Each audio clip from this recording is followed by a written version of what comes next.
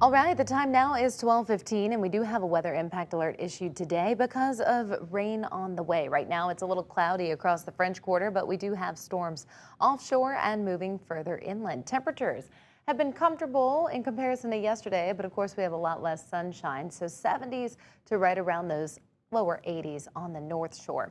Our hour-by-hour forecast showing consistent rain into the rest of your afternoon and evening. So if you haven't seen it yet, it's on the way here shortly. The primary concern will be for some localized street flooding, so make sure you're parking on higher ground, especially if you're in a flood-prone area. The good news is it looks like our overall severe threat is going to be a little bit lower. So you'll notice we got a lot of rain offshore. The good news is also that a lot of this has started to dissipate or lessen in intensity as it's moved further inland. You can see some of those yellows becoming greens, and that's always a sign of less rain falling in one place over a short amount of time. So hopefully that will work to minimize our flood threat a little bit, but we've already had saturated ground coming off of the weekend. So especially near the southernmost tip of the boot, you got a lot of heavier downpours, some of which include lightning. All of this is going to continue to push north and east as we head into the next couple of hours, and then we'll have another round tonight.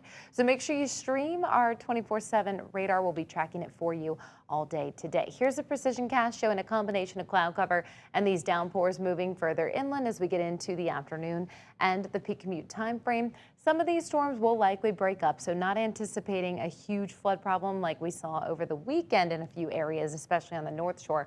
But you'll notice this next particular system here a little bit further west, it'll probably stay a little bit more concentrated toward the Lafayette area along I-10, and then we'll see some of our North Shore areas with heavier downpours as well getting into the evening hours. But I would definitely plan to have the rain gear close by and make sure you park on higher ground if you're used to a flood-prone neighborhood. Our severe threat today, pretty low. Altogether, it's a level 1 out of 5 marginal risk. I don't think we're going to see super high winds with this system. If anything, again, the primary concern will be for some street flooding.